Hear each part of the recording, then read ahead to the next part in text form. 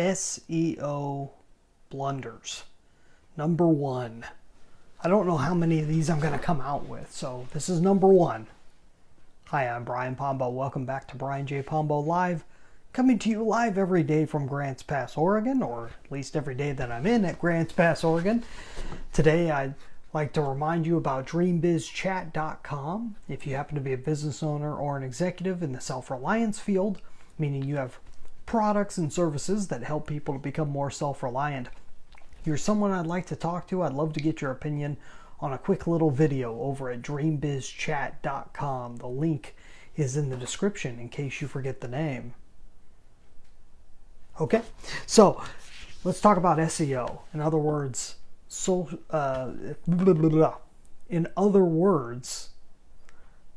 SEO stands for search engine optimization.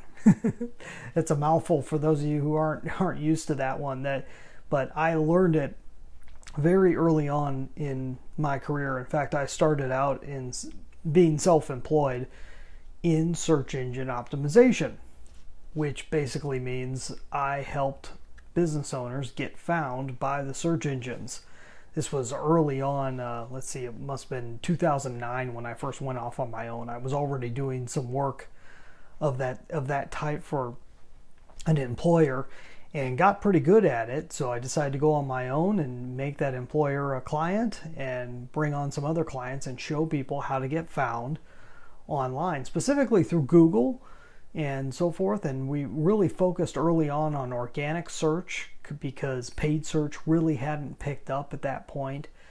But now paid search is pretty useful. I mean, you could get found a lot of places by paying Google, by paying other forms of search engines, even things you don't consider a search engine, things like Amazon.com and Facebook. They're search engines in a way, and you can get paid to be found there. But I'm not going to get into those details. I want to talk about one of the blunders of SEO.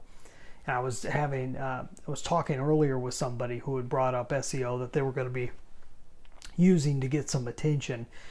And it reminded me about all these concepts that I think have gotten lost through time for people who kind of stumble upon SEO and think that it's going to be extremely useful. It can be.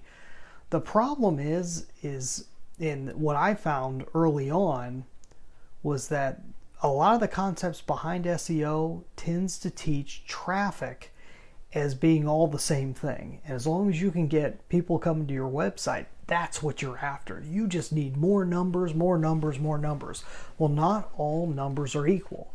And you'll be familiar with this if you watch any of these or listen to these episodes on a regular basis, that not all traffic, and it doesn't matter if it's people driving by a McDonald's, not everyone driving by a McDonald's is equal to what McDonald's is looking for. McDonald's is looking for the people that are hungry initially, and then they're looking secondarily, out of the people who are hungry, people who have been to McDonald's before are going to be the most likely people to stop at a McDonald's again. People that enjoy fast food or are into the food that they would have are going to be a smaller and smaller audience. So there's a big difference between just anybody walking or driving by a McDonald's and the people that McDonald's is actually after. Now they know if we get enough people driving by, we're going to find enough of the right people to come on in. But it's not always the same when it comes to traffic on a website. Traffic on a website takes money and time and effort. And if you're a small business or you're just starting out and starting to try and get attention, you can't just act like every single number, everyone that comes to your website is as important as the ones that really matter. And I'm going to bring up I just found this, I've had this book for quite a while. I read it years ago. It's called The Small Army Strategy by, and I'm probably going to butcher this, Srinivas Rao. And I don't know if that's how you pronounce your name. I'm sorry for butchering it if I did. But you can go, I'm pretty sure you could find this on Amazon. I think that's where I found it. I don't even know if anyone recommended it to me. But somehow I found it, got it. It's a tiny little book. Really, you could read it in one sitting. But really good information in here. And here's the thing that he talks about when it comes to traffic, when he talks about the most dangerous metrics in social media. He says he had a post that went viral on StumbleUpon. If you've been around the internet for a while, you might remember StumbleUpon. It sent over 160,000 visits to my blog in a week. If there's anything I've learned, it's that all traffic is not equal, and traffic doesn't necessarily equate to revenue. Do you need traffic? Absolutely. You don't need hundreds of thousands of visitors.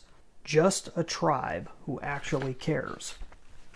And this is one of the huge principles that I attempt to teach my clients, is to show them that if they can identify their ideal client and create a tribe around that type of person, have all those people get together, create a community, you can go back and remarket to them over and over and over again.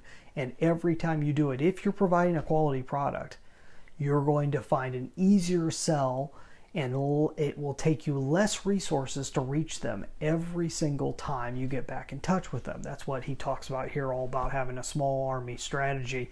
It's creating that army, and that army brings along with it more new customers in the long run, because they become your evangelists, so to speak. And his whole point about traffic is huge, because if you're just focused on getting a bunch of traffic to your website, you're going to be really disappointed if you're wanting them to do a specific thing. And if you are wanting them to do a specific thing, you can gear a lot of your organic SEO, you can gear a lot of that depending on what phrases you're looking to get seen by. But it gets a lot easier and a lot more scientific if you start looking into the paid options when it comes to SEO, and really looking at your whole strategy of not just what the first sale is, but what the ongoing sales are to your tribe over time. If someone comes to your website for the first time, yeah, they might get something the first time, but what else are they getting along the way? These are all things to think about. We're going to talk a little bit deeper about SEO tomorrow. And if you have any form of website whatsoever, it'll be useful. If you don't focus a whole lot of your sales online, a lot of these concepts can be taken and reconfigured to the offline world. It's the same principles, it's just a different medium. So we'll talk to you tomorrow. Come on back. I come here every night, every day. You can always find more over at brianjpombo.com. That link, it should also be in the description, brianjpombo.com. You have a great night now. Get out there and let the magic happen.